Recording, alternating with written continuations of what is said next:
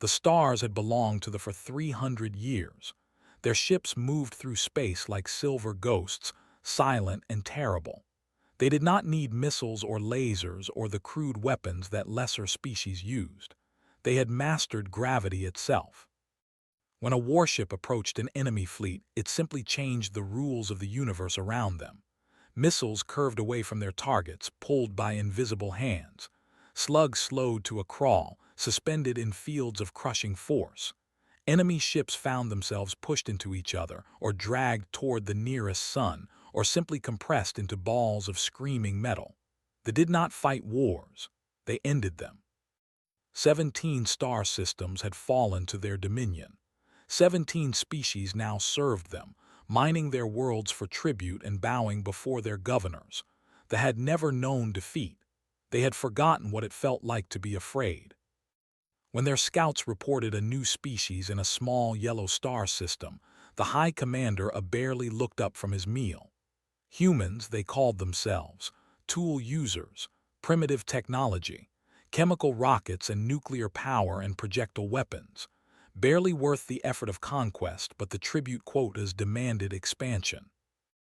Sent 12 warships. It was excessive force for such a weak enemy, but he wanted the campaign finished quickly. He had more important matters to attend to. The human fleet that rose to meet them was almost sad to behold. Bulky ships covered in armor plating, bristling with missile tubes and batteries. They flew in tight formations, communicating through radio waves like children playing with string and cups. Captain of the United Earth ship Defiance watched the approach on her tactical display and felt her stomach turn to ice. She had read the reports from the outer colonies. She knew what was coming. "All ships, this is Defiance Actual," she said into her comm. "We are facing an enemy we cannot defeat through conventional means. Our weapons will not reach them. Our armor will not protect us. But we are the only thing standing between these invaders and our." She paused, looking around her bridge at the young faces of her crew. So many of them were barely out of training. "We fight today not because we can win, but because running is not who we are. Earth is watching, make them proud." The battle, if it could be called that, lasted 11 minutes. The first wave of human missiles launched in perfect coordination, hundreds of warheads streaking toward the formation. They never arrived. Halfway to their targets, the missiles curved away, pulled by gravitational forces that should not have existed. Some spiraled into each other and detonated harmlessly. Others simply flew off into the void, chasing phantom masses that existed only in the gravity fields. The barrage fared no better.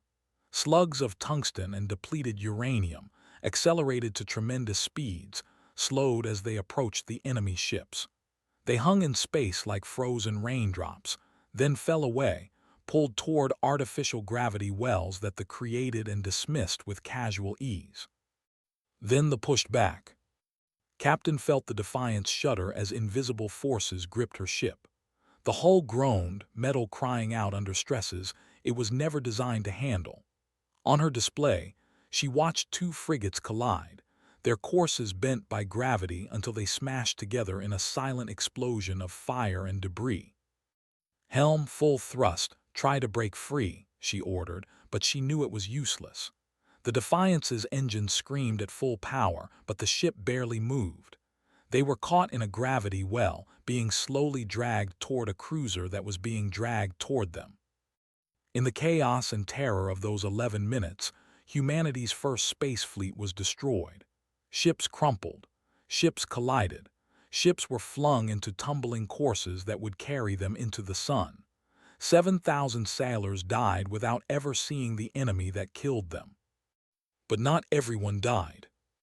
Deep in the Defiance's secondary research lab, Doctor was not watching the battle. She was watching her instruments. Was 43 years old, with gray streaking through her black hair and lines around her eyes that came from too many late nights staring at equations. She had spent her entire career studying theoretical physics, specifically the mathematics of gravitational manipulation. Her papers had been rejected from every major journal. Her funding requests had been by every military committee. Gravity control, they told her, was impossible. The energy requirements were too high. The physics didn't work. But the proved that it did work. And as watched their gravity fields tear her fleet apart, she saw something that made her heart race. "That's not possible," she whispered. The gravity fields they used were not generated. They were redirected. Her instruments showed it clearly. The enemy ships were not creating mass or warping space through brute force. They were resonating with existing gravitational fields, amplifying and redirecting forces that were already there. It was elegant, efficient, and brilliant. It was also a weakness.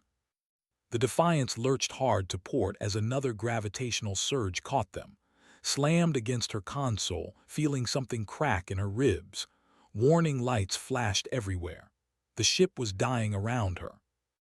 She pulled herself up and began downloading her sensor data to a portable drive. Everything she had recorded, every frequency, every resonance pattern, every clue about how the technology worked. If she could get this information to someone who could use it, maybe humanity would have a chance. "We're abandoning ship," a voice crackled through the intercom. "Lieutenant Torres, one of the few officers still alive. Get to the escape pods now." Grabbed the data drive and ran. The escape pod launched just as the Defiance finally broke apart. Through the tiny viewport, watched the wreckage of her ship tumble away, joining the debris field that had once been Earth's proud fleet. The ships hung motionless in the distance, unmarked and untouched, watching their victory with cold indifference. 312 humans survived the battle. Out of 7,000, 312 made it to escape pods or damaged ships that could still limp away. Let them go. They were not worth the effort of hunting down. That was their first mistake. Earth's surrender came 3 days later. There was no choice. The fleet took up position in orbit, their gravity weapons ready to crush cities and reshape continents. The United Earth government broadcast their capitulation on every frequency, hoping that compliance might spare their people from the worst. High Commander accepted the surrender without ceremony. He appointed a governor, a minor noble named Eth who had done nothing to earn the post but had connections at court. Tribute quotas were established. Humans would mine their world and ship rare minerals to the Dominion. They would bow to their new masters. They would learn their place. For them, it was business as usual. Another primitive species conquered. Another world added to their empire. They had done this 17 times before. But they did not understand humans.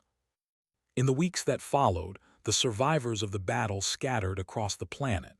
Some returned to their families. Some disappeared into the resistance movements that were already forming in the shadows. And some, like Doctor, were gathered up by the new colonial administration and sent to labor camps. Found herself in Antarctica, assigned to a mining collective that dug rare earth elements from beneath the ice. It was punishment duty, reserved for scientists and military personnel who might cause trouble if left free.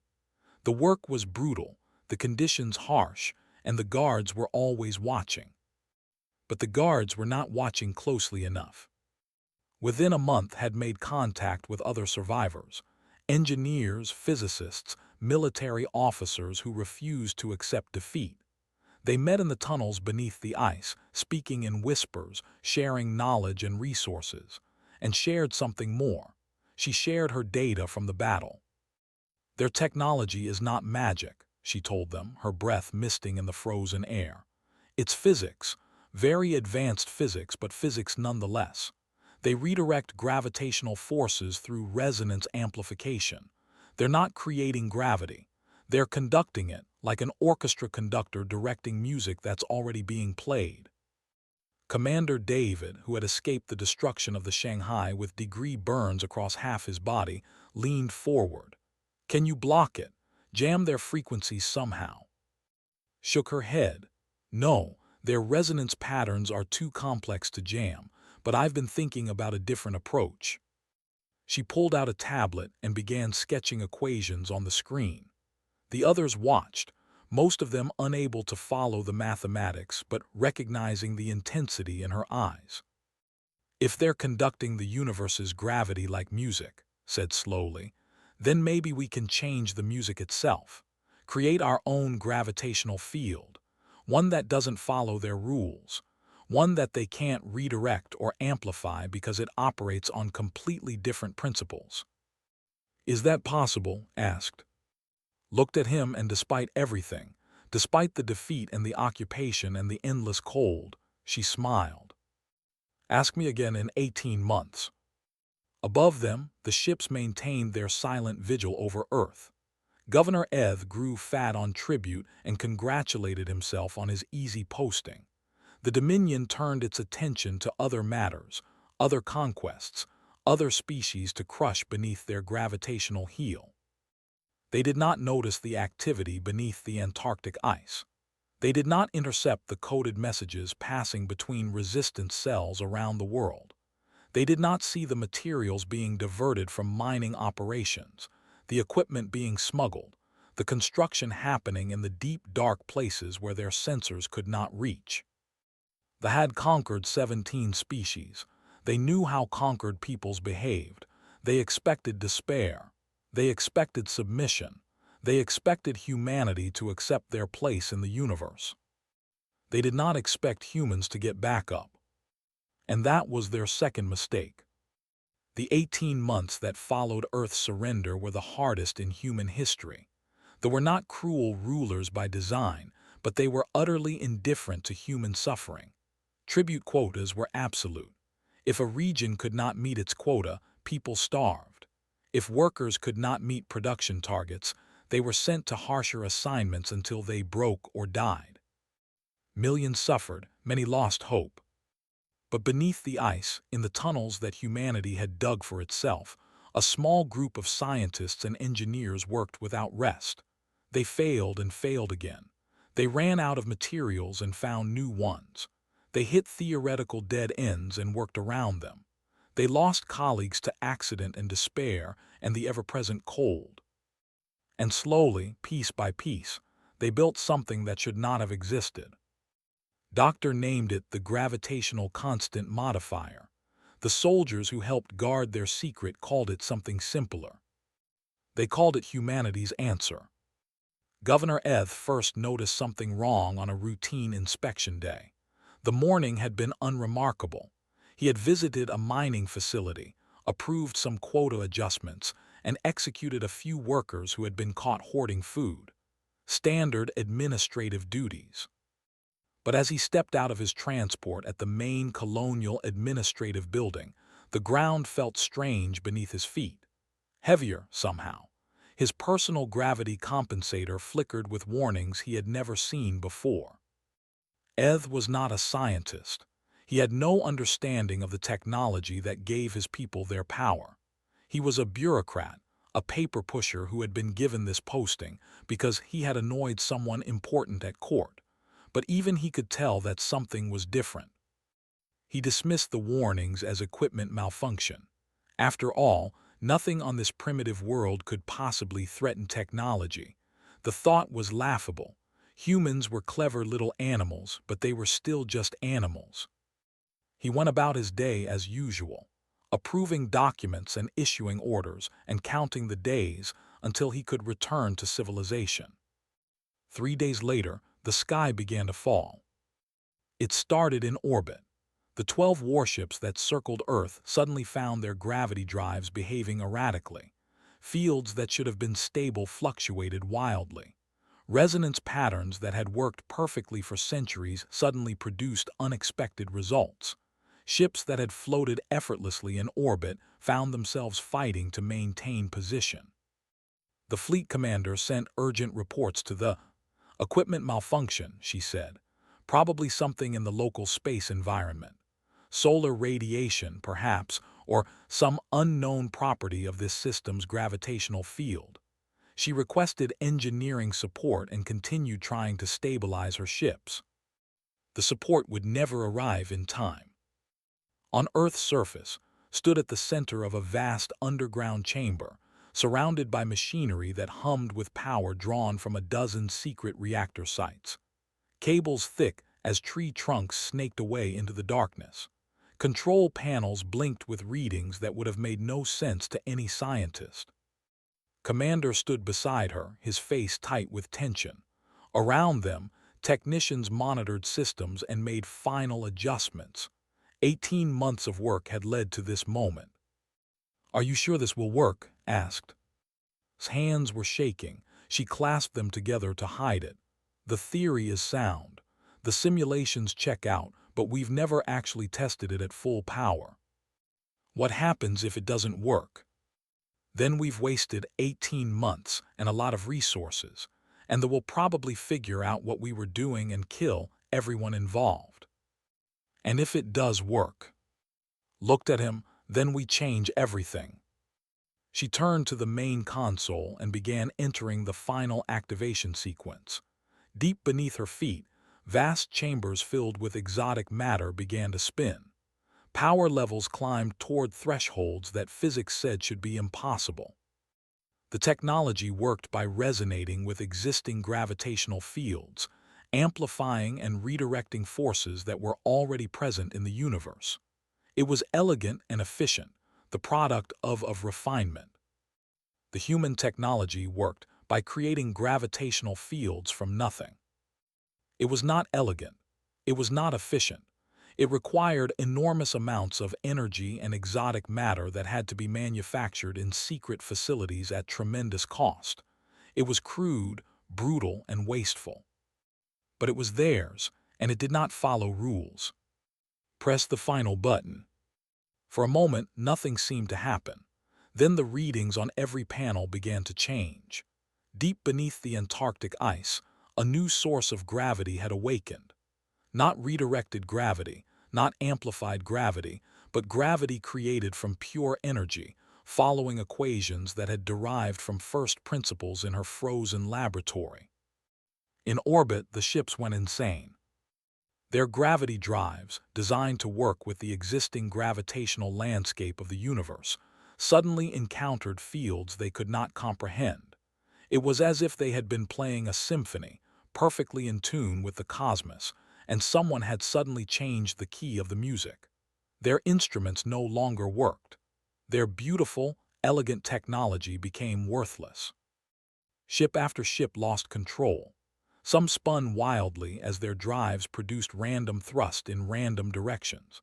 Others found themselves suddenly experiencing crushing internal gravity, their systems interpreting the new fields as masses that needed to be compensated for. One ship simply collapsed in on itself. Its own gravity manipulation technology turned against it by forces it could not understand. The fleet commander died at her post, still trying to send a warning to the... Her last transmission was a single word repeated over and over. "Impossible, impossible, impossible." On Earth, Governor Eth felt the ground shake beneath him.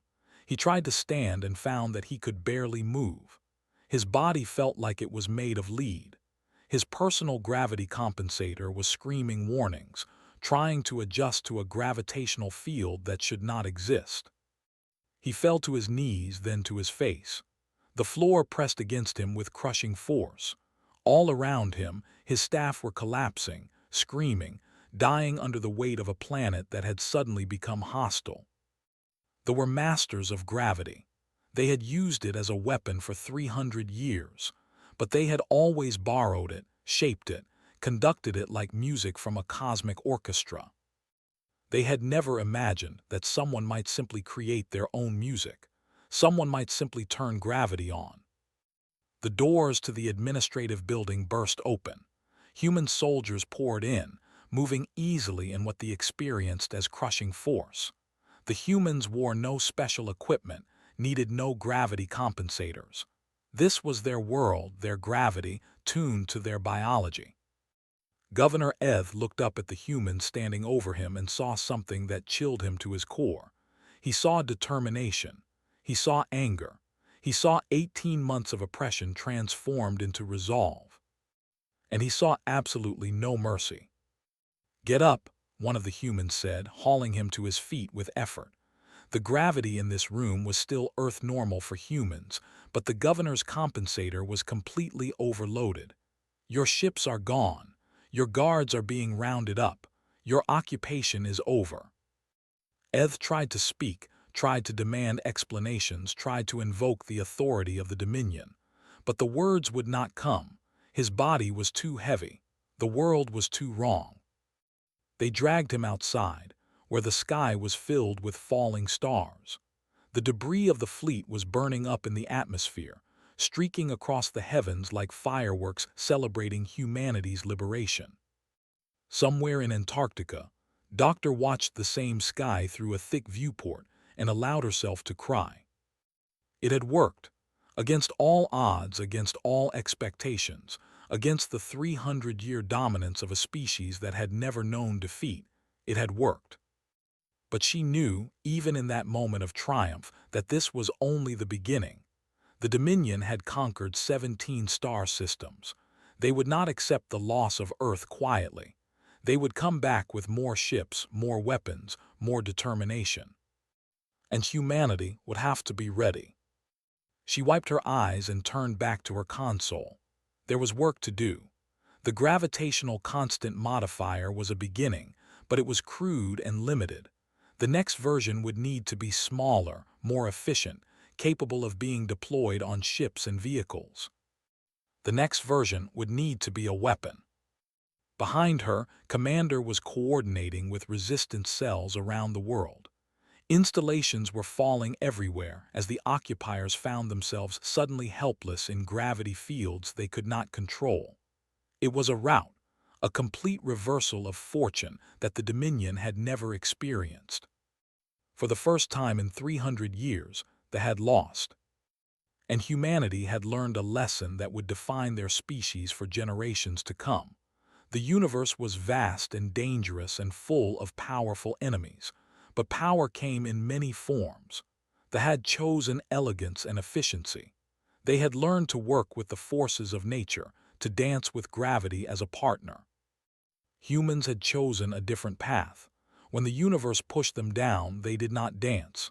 They planted their feet, clenched their fists, and pushed back harder. They were not elegant. They were not efficient. They were stubborn and crude and unwilling to accept defeat.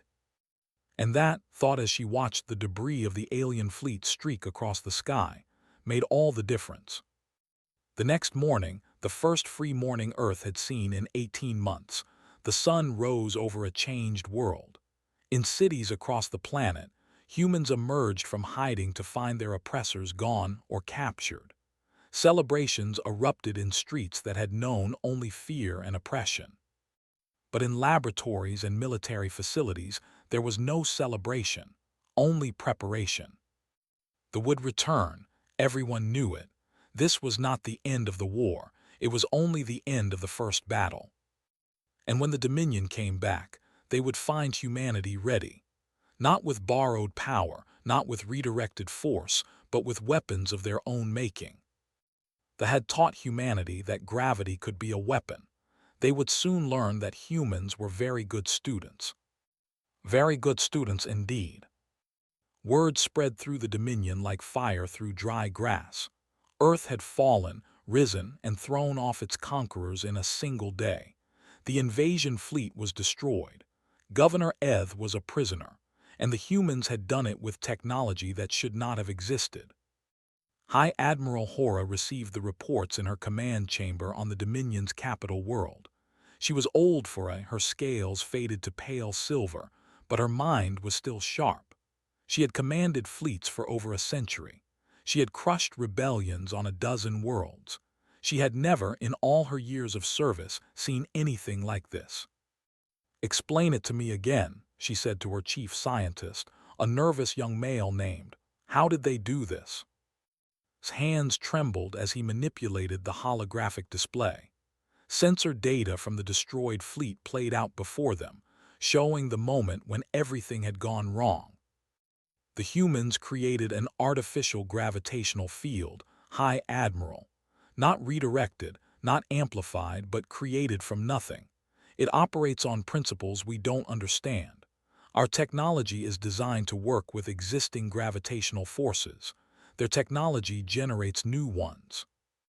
That's impossible, Hora said flatly. The energy requirements alone would be astronomical. Yes, High Admiral.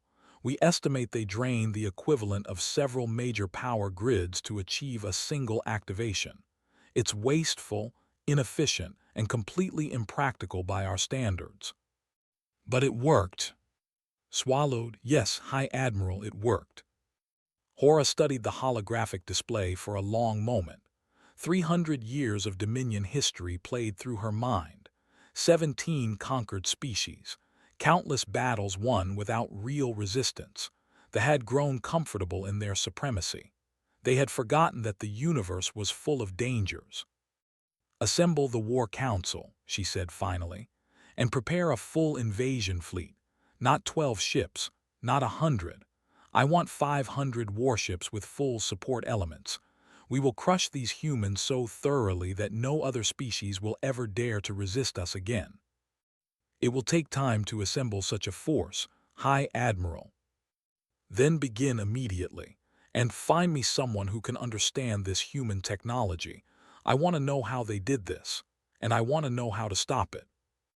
Back on Earth, humanity was already preparing for round 2. The gravitational constant modifier, the device that had saved them, was too large and too power-hungry to be a practical weapon.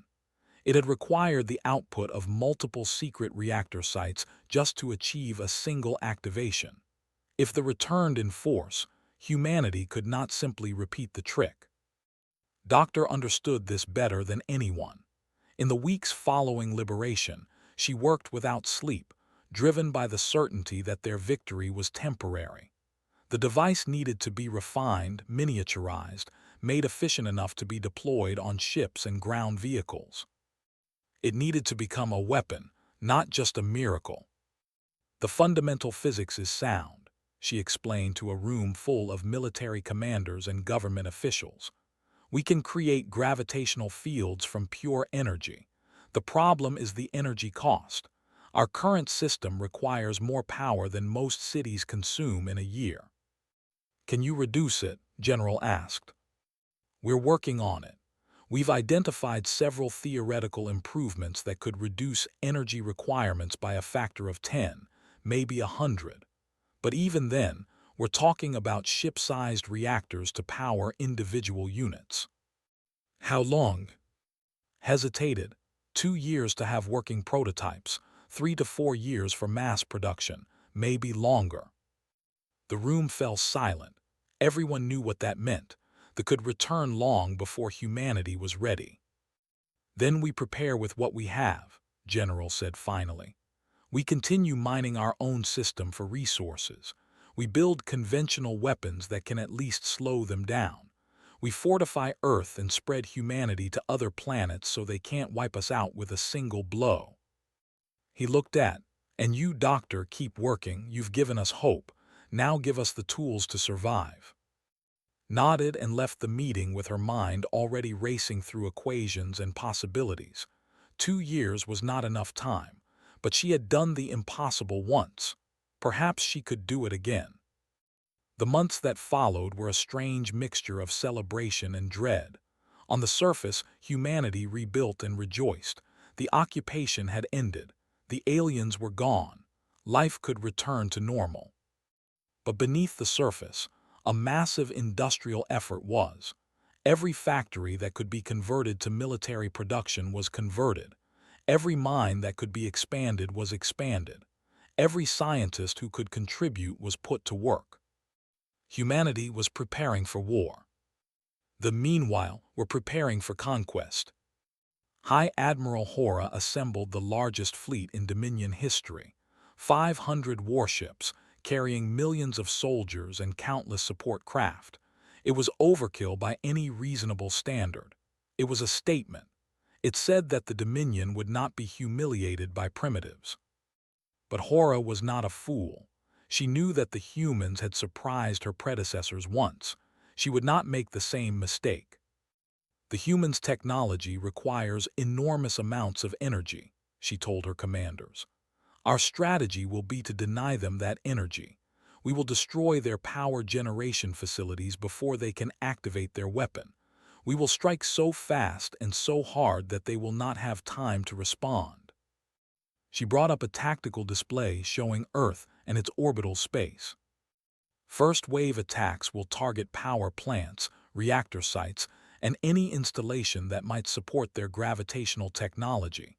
Second wave will establish orbital supremacy. Third wave will begin the ground occupation. There will be no negotiation. There will be no surrender. We will make an example of Earth that the entire galaxy will remember. Her commanders nodded eagerly. After the humiliation of their first defeat, they were hungry for vengeance.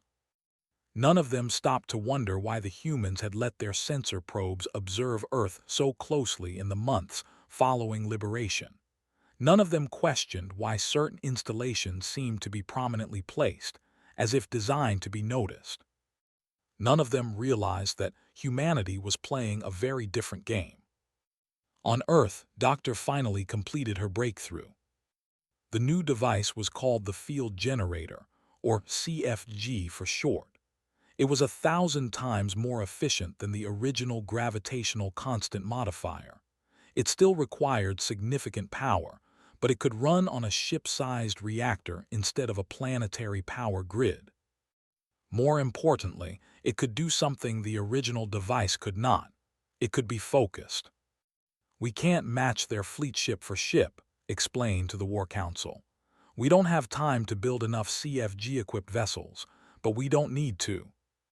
She activated a holographic display showing Earth and its orbital space. "They will come expecting to find our gravity technology protecting the whole planet. They'll try to destroy our power sources before we can activate it. They don't understand that we don't need planetary power anymore." She zoomed in on the display, showing a network of small installations hidden around Earth and throughout the solar system. "We've deployed 47 field generators in concealed positions.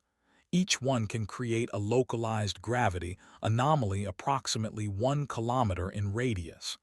That's not enough to protect Earth, but it's more than enough to destroy a ship."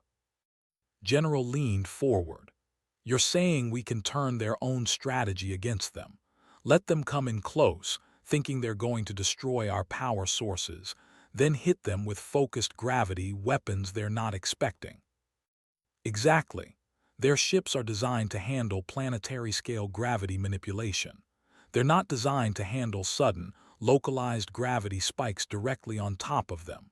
One CFG burst won't destroy a warship, but it will cripple it. And 47 bursts, coordinated against their fleet." She let the sentence hang. The room was silent for a moment, then smiled. "They're going to fly right into a trap. If we do this right, yes, but there's a catch." "There's always a catch." Nodded. "Each CFG can only fire once before it needs to recharge.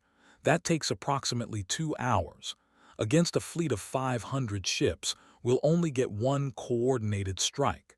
After that, we'll be fighting conventionally while our generators recharge." "How many ships can we destroy in that first strike?" "Optimistically, 50 to 100. Realistically, 30 to 50. It depends on how tightly they group their fleet and how accurate our targeting is." Considered this. 30 to 50 ships destroyed out of 500. It would hurt though, but it wouldn't stop them. After the first strike, humanity would be fighting with conventional weapons against an enemy that could still redirect missiles and stop rounds. "It's not enough," he said finally. "No," agreed. "But I have another idea. It's risky and it might not work, but if it does." She brought up a new display, showing detailed schematics of a warship. "Their gravity drives don't generate power. They redirect existing gravitational forces. That means they need a reference frame, a stable gravitational baseline to work from. They calibrate to the local space environment before each engagement." "Go on." "What if we change the baseline? What if, instead of just creating localized gravity spikes, We create a constantly shifting gravitational environment across the entire battle space. Their drives would never be able to calibrate. Their weapons would be useless. Their ships would be helpless. The room erupted in excited murmurs, held up a hand for silence. There's a problem. To do this, we'd need to coordinate all 47 CFGs to fire in rotating patterns, never quite repeating, never quite stable. The computational requirements are extreme, and the power requirements would drain our reserves completely within 6 hours. 6 hours of the being helpless. 6 hours of them being significantly impaired, not helpless. Their ships still have conventional drives and weapons, but their gravity manipulation would be unreliable at best. It would level the playing field. Stood and walked to the display, studying the schematics with a soldier's eye. 6 hours, he said slowly.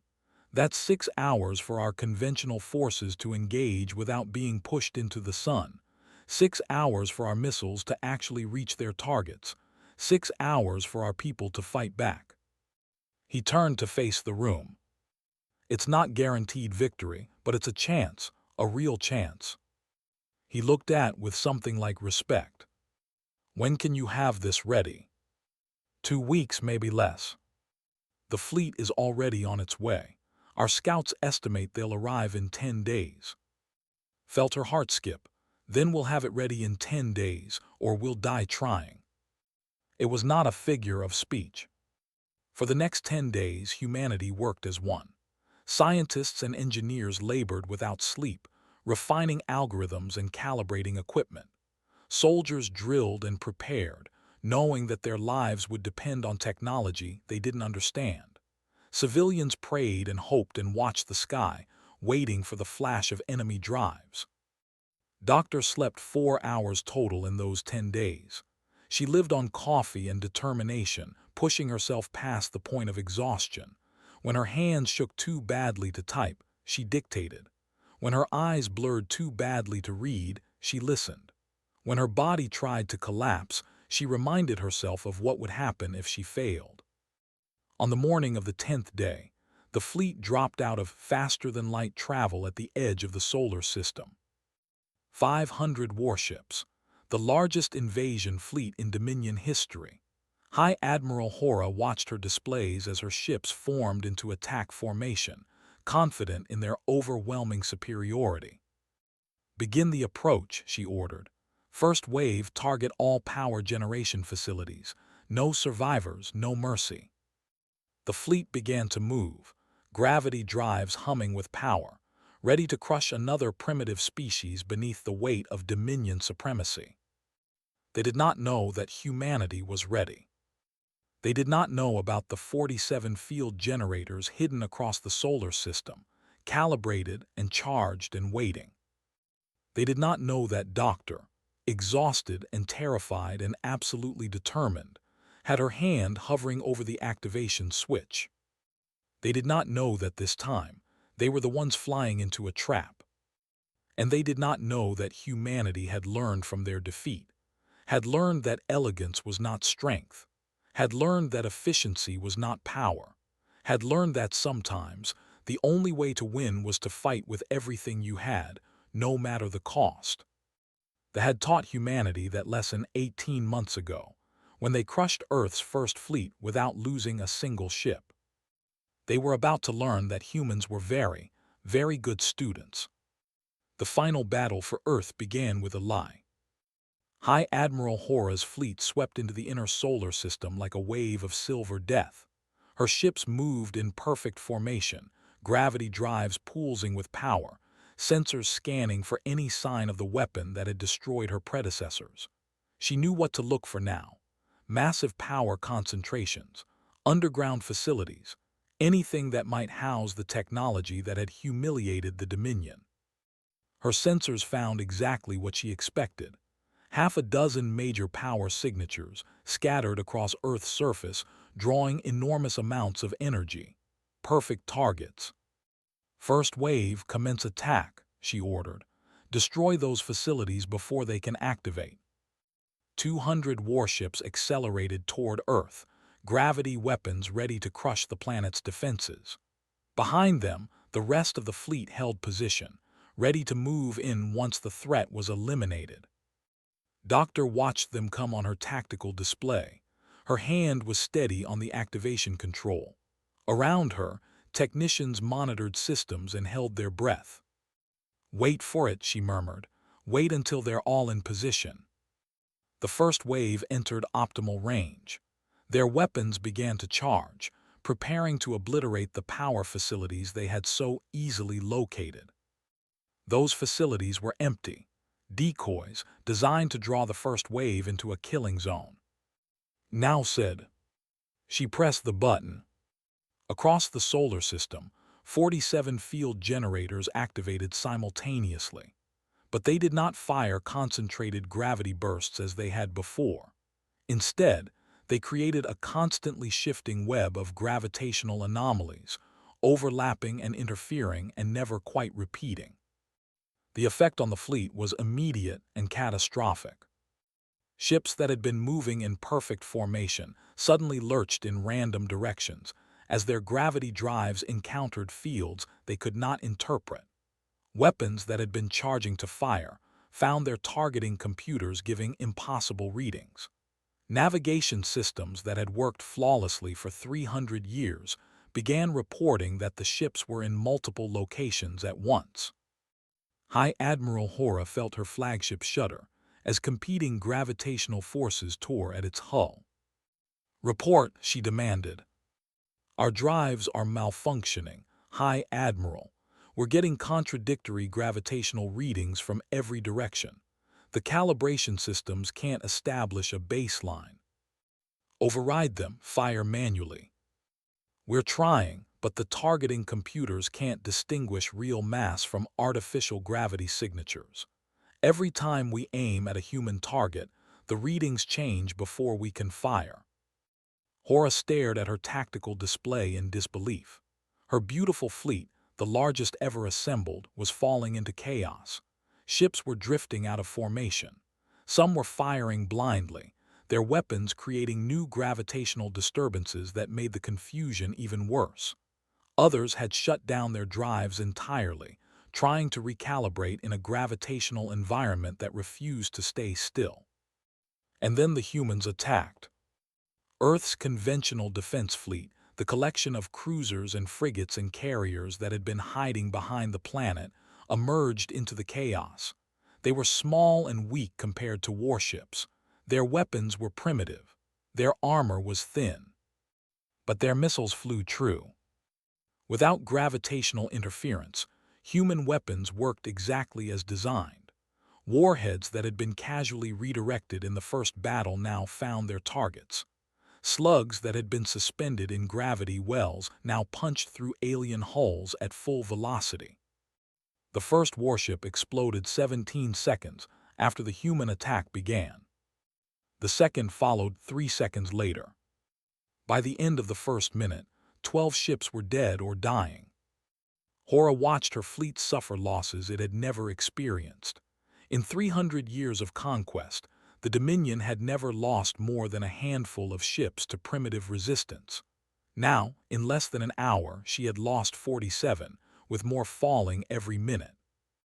"All ships fall back," she ordered. "Retreat to the system's edge and recalibrate." But falling back was not so simple. The gravitational distortions made navigation treacherous. Ships that tried to use their gravity drives found themselves pushed in wrong directions. Ships that relied on conventional drives were slow, easy targets for human missiles. The retreat became a rout.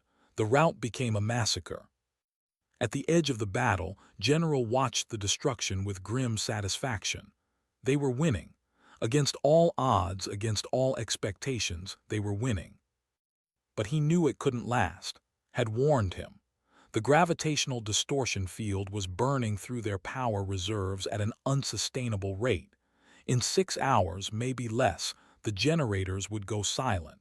And when that happened, any ship still in the system would recover their abilities. "Push the attack," he ordered. Every ship we destroy now is one we won't have to fight later. Give them everything we have." Humanity's fleet surged forward, weapons blazing. It was not elegant. It was not efficient. It was desperate and brutal and exactly what they needed. Ship by ship, the fleet died. High Admiral Hora finally managed to pull her surviving vessels to the system's edge, beyond the range of the gravitational distortion. Of the 500 ships she had brought, 312 remained. The rest were debris, scattered across the inner solar system like broken toys. She stared at the tactical display, at the wreckage of Dominion supremacy, and felt something she had never felt in a century of command. Fear. "High Admiral," her communications officer said hesitantly, "we're receiving a transmission from the humans. They want to negotiate." Hora almost laughed. Negotiate? After this? The Dominion did not negotiate with primitives. The Dominion did not acknowledge equals. The Dominion crushed and conquered and moved on. But the Dominion had never been beaten like this. "Put it through," she said. A human face appeared on her display. A woman, young by human standards, with tired eyes and a steady voice. "High Admiral Hora," the woman said, "my name is Ambassador Sarah. On behalf of the United Earth Government, I am offering you terms of surrender." Surrender. The word hit Hora like a physical blow. In 300 years, no one had ever demanded that the surrender. "You have 300 ships," she replied coldly. "I have 312. You cannot sustain this forever. We will wait, recalibrate, and destroy you." The human woman smiled. It was not a pleasant smile. "High Admiral, let me be direct with you. You're right that we can't sustain our gravitational countermeasures indefinitely. In approximately 4 hours, our generators will need to recharge. You'll have a window of about 2 hours to attack before they come back online." "Then why are you telling me this?" "Because I want you to understand your situation clearly.